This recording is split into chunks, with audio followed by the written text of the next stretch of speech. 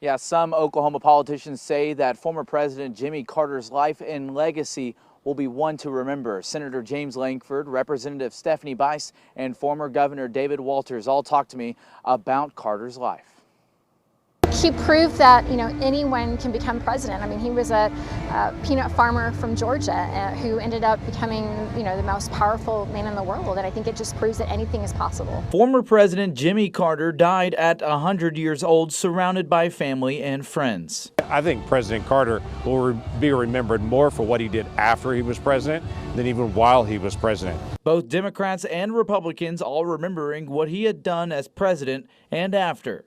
I can't imagine that we've had a president that will go down in history as being more honest and more moral than Jimmy Carter. Former Governor and Democrat David Walters here says he met Carter many times as Walters became more active in politics.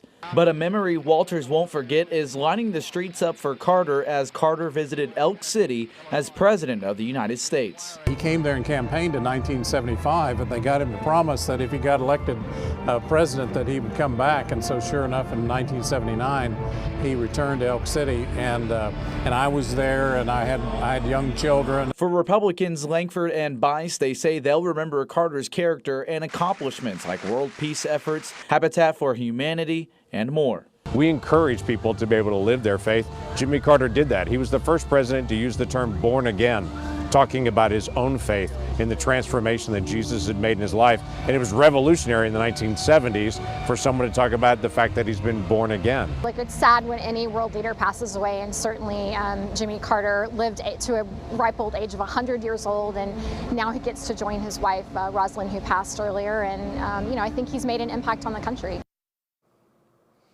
Now, many leaders from across the state have spoken out about Carter's death. We'll have a full list of them and their remarks on our website. Reporting live, Dakota Wapakichi, KOCO 5 News.